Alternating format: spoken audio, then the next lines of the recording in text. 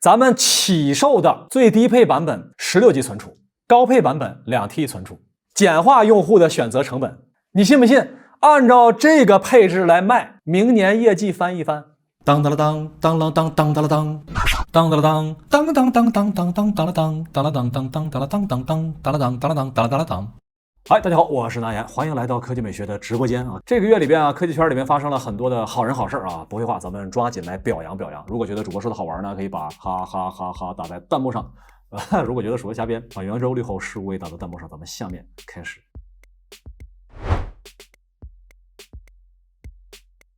如今呢，距离 iPhone 15发布呢还有恰好1整个月的时间。那下面咱们一起来看一看 iPhone 15本代产品从外观到配置到变化到发布时间所有的信息，我们为你详细的盘点。首先呢，就是外观变化啊，虽然整体上呢，相对于 iPhone 14之前那些产品啊，并没有太大的变化，但是你仔细看还是有变化的啊，特别是边框这边。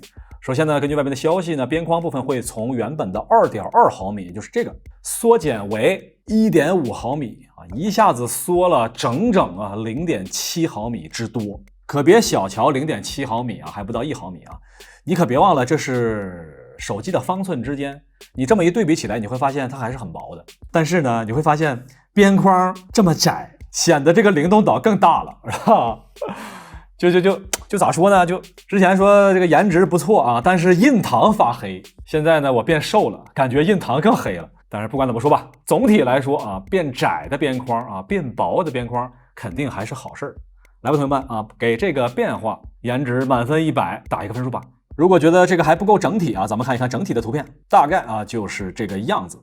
当然我个人更加关心的呢，不是它的边框收窄，而是它的下巴收窄。因为过去这些年呢，苹果的下巴一直在业界一骑绝尘，很多厂商都和苹果比边框，但是没人和苹果比下巴。那今年的话，苹果如果把原来的 2.2 毫米收窄到 1.5 毫米的话，就意味着下巴的部分呢也要有变化。那实际上呢，从外媒爆料的消息来看，苹果今年是引入了全新的低压注塑成型 LIPO 技术，使得原本下方的已经很窄的边框会进一步的收窄。因为我们知道啊，苹果虽然是一个直屏机型，但它其实是一个曲面屏机型啊。有人说这个主播是不是疯了？啥叫直屏又曲面屏？很简单哈，如果你看过拆解图，就会知道苹果的屏幕在下方是弯下去的，就是它显示在外边的是一个屏幕，它在下边它还有屏幕啊，只不过弯折到下方了，为了追求这个窄边框。那实际上呢，今年进一步的收窄就意味着给屏幕弯折的空间会进一步的缩小。哎呀，你说未来这个苹果折叠屏有没有可能也改得这么窄呢？本代 iPhone 15还有一个变化呢，就是上方的拨盘按键变成了点按啊，这是早就爆料出来的，但是很多同学都不信，不由得你不信。推特博主马金布啊，已经带来了新的零售版本的保护壳 ，iPhone 15 Ultra 的保护壳，关键点就在下方的这个位置，注意看到了吗？不再是其他保护壳的开孔式，而变成了按键式。而且多个厂商的保护壳啊都是这样的方式。来问大家一下，你更喜欢拨盘式还是喜欢按键式？看一下同学们弹幕，喜欢拨盘打个1啊，喜欢最新的按键式打一个2。看完了硬件呢，就要看系统了啊！你可别忘了啊，很多时候系统更加的重要。那本代 iPhone 15会有哪些的变化呢？注意看。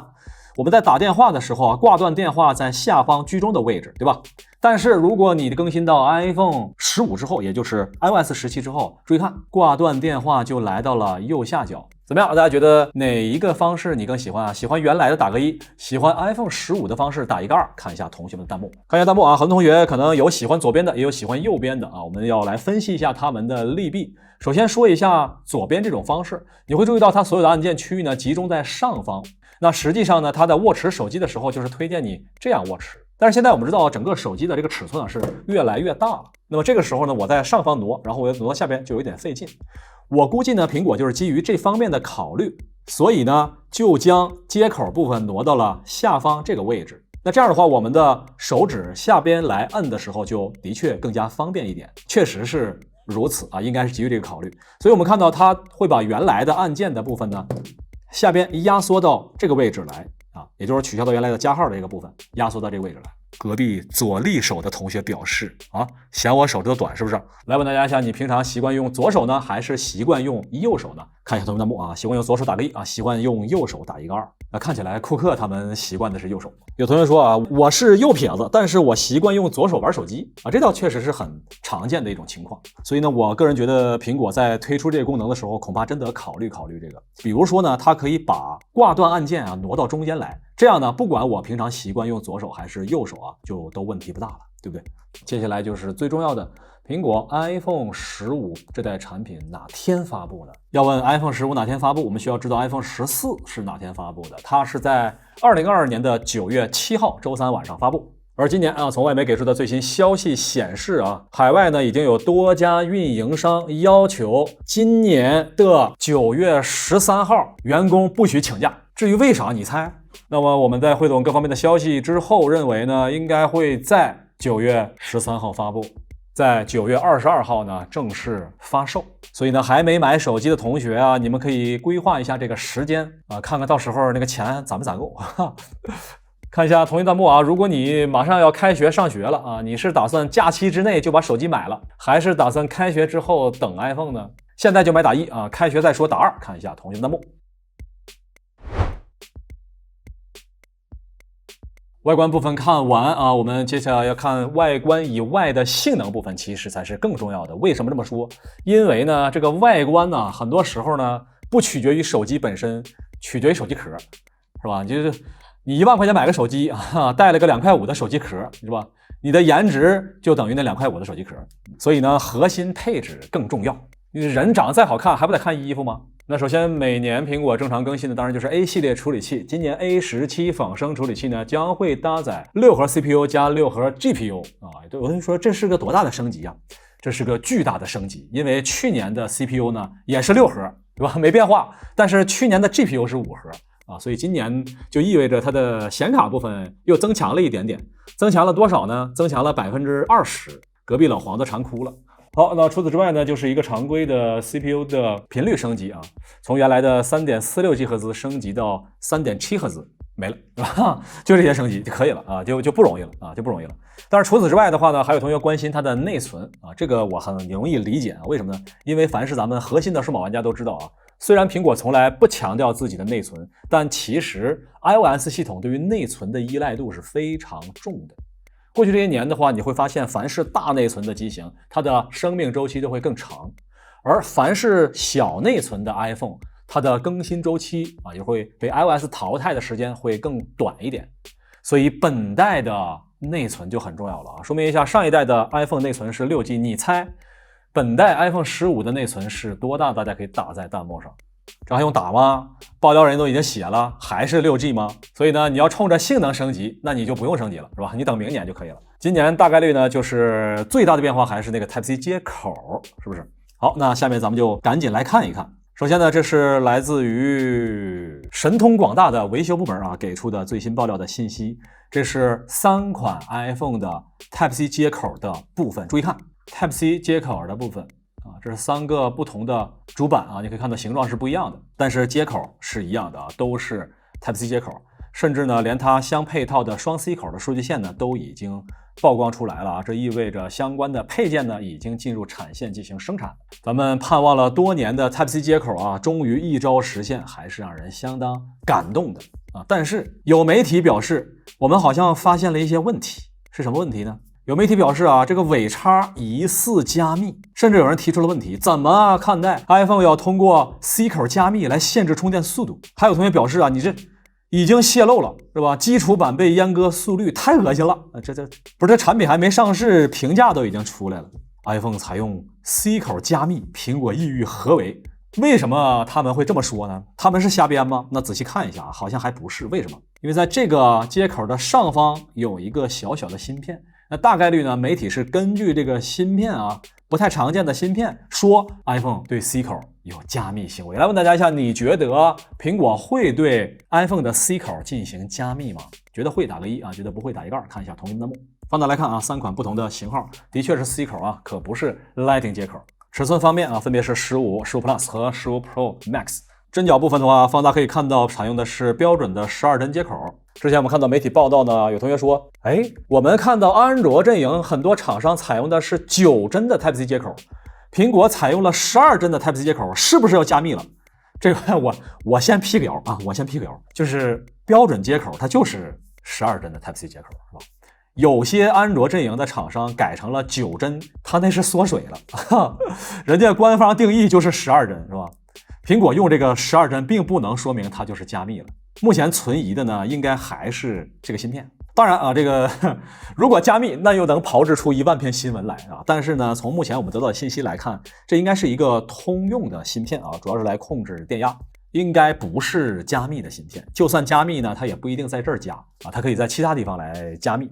除此之外呢，我个人觉得虽然我也是那么想的，但是我觉得呢还不至于。为什么呢？大家回忆一下，这是什么啊？没错，这是苹果的 iPad。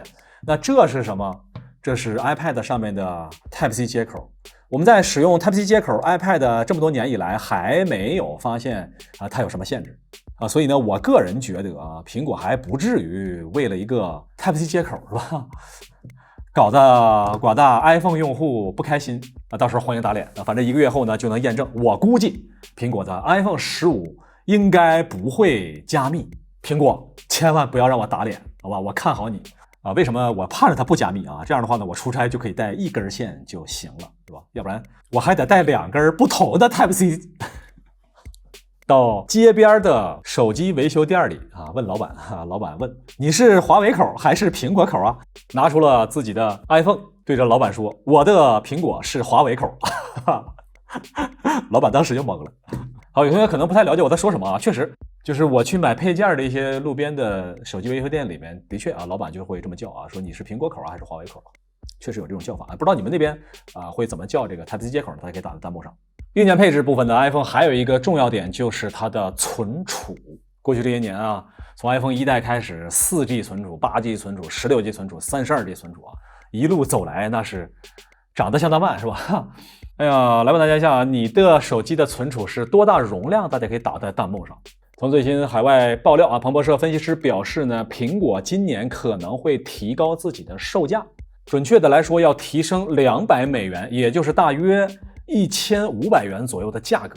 当然苹果不可能凭空提高这么多价它会给你更大的存储比如说今年预计iPhone 15 Pro Max 将会增加2TB 的版本。来问大家一下，你觉得苹果会不会在本代就推出2TB 的 iPhone觉得会打1觉得不会打一个2，看一下同学们的弹幕。我个人觉得如果是出于咱们刚才说的涨价考虑的话，那么2TB 版本还是有可能的。但是呢，如果它真出了2T 的版本，那它刚才说的涨价1000多可能还保守了，是吧？这可能会涨得更多。那么之前我们看到前几代呢有128、256、512和1TB 的版本本代呢如果要是增加了2TB 的版本，那是不是会把之前的小存储的那个版本砍掉这样的话，不光是高配涨价，连起售价低配版恐怕也得涨价，是不是？而且之前还有一些骚操作，大家有没有印象？64G 完了直接变256了中间没有 128G， 对不对？那同学们，咱们综合以上这些消息，咱不妨就给手机厂商出点主意得了。你说你就别那么麻烦了呗，既然你这一代有2TB 的版本，那要想提升营收我有一计，咱不如就砍掉那些复杂的版本，什么512，什么128，咱们起售的最低配版本 16G 存储，高配版本 2T 存储，简化用户的选择成本，是不是？来问大家，你会选择哪一个呀？你信不信按照这个配置来卖，明年业绩翻一番？手机厂商表示明天来上班，明天就别让苹果挖走了，就来咱这儿上班，是不是你减少 SKU 对吧？减少配置选择，16G 起配，然后就2T 就完了。你这个没有那么多网络需求的，你这16T 吧，我们给你这个小存储的。你要想多存资料，那就2T 才够用，中间的你根本就用不上，对不对？我可没说苹果你们可别瞎编，是吧？哎呀，我算是理解了为什么苹果总是给 iPhone 的存储起配那么少，因为苹果的高管他们在海外用的都是 iMessage， 他从来都不用微信，他不了解存储的可贵库克，你多来中国2天啊，多来访问访问，是吧？你用用国内的软件。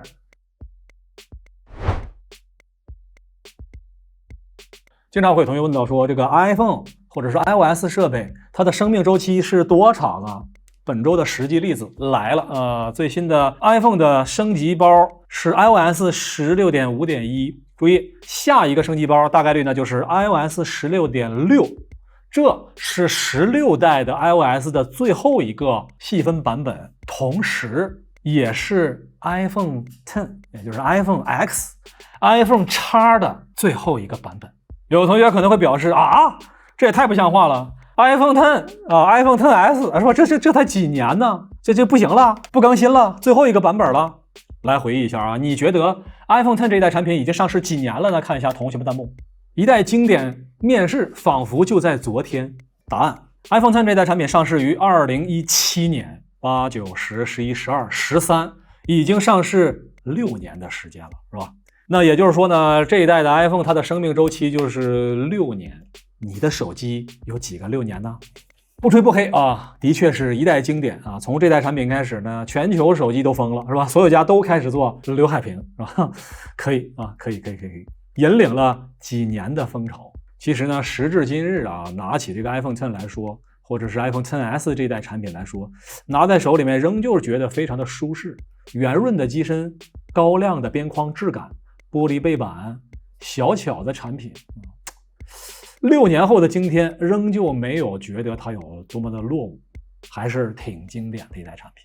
来吧，看到这里，大家给这款经典的产品打一个分数吧，满分100分，大家怎么评价这6年它对于全球手机行业的影响啊？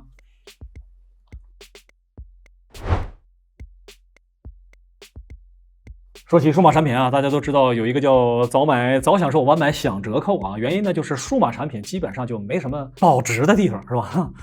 有不少产品到手开封折一半啊。当然，这个苹果还算是比较保值的。反正基本上，你说你要啥时候有这个数码产品越卖越贵啊，那就好了。哎呀，想起来当年啊，这个青春年少的时候啊，懵懂的时候啊，曾经觉得这个数码产品未来啊是能涨价的啊，一些经典产品。曾经呢有一些关于数码产品的地狱笑话啊，这个笑话你们可能听过啊，咱们复习一下。当年有一个老板被抓进去了，过了20年他放出来了。小弟问他啊，老板咱上哪儿搞点钱去啊？老板说你不用怕，当年我进去之前，我偷偷的埋了一大批啊最新型号的 BP 机。BP 机这好多小伙伴不知道是啥。BB 机是比功能机还早的上一代的通信设备啊！来，现在跟我去挖出来，咱好好赚他一笔，是吧？这不是赚翻了呀！每当看到这个笑话的时候啊，我这啥玩意儿啊，对吧？你说嘲笑他，直到现在我发现小丑竟是我自己。来看最新的新闻，初代未拆封 iPhone 卖出113万元天价，什么情况啊？什么情况啊？早知道咱就囤点了，好不好？那这是来自海外拍卖网站全新未拆封的一款 iPhone 第一代。注意啊，它的存储容量呢只有 4G， 因为当年呢 iPhone 其实是推出了多个版本，其中呢运营商版本啊是 8G 的啊，包括还有这个 16G 型号。但是呢后来可能是苹果担心啊，你说这个产品卖的这么贵，哪有人买啊？所以呢又推出了廉价版本啊，推出了 4G 容量。注意不是内存啊，现在呢这个哎呀，可能不少人也叫习惯了，这个内存和存储给混成一谈啊，咱稍微区分一下啊，就是这个存储是4个G 的，结果呢推出了之后啊，发现根本就没人买啊，啥意思呢？就是大伙儿都有钱，都去买那个8G 和16G 的，4G 完全卖不动啊，所以呢出货量非常非常的少，全新未拆封的那就更少啊，所以到现在来说，它确实保存量很少，那么在拍卖的情况下呢，就卖出了15万美元的高价。和人民币大概113万，所以啊，正在看咱们节目的老板，当年你们有没有囤初代 iPhone 的呀？你还需不需要家人啊？我可以上你那儿去，是吧？我可以那啥，我可以帮你卖啊，是吧？如果还想看到主播下周疯狂表扬各大厂商啊，赶紧关注一下我们，要不然大概率就看不着我了。我是大爷，这里是科技美学，咱们下周表扬再见。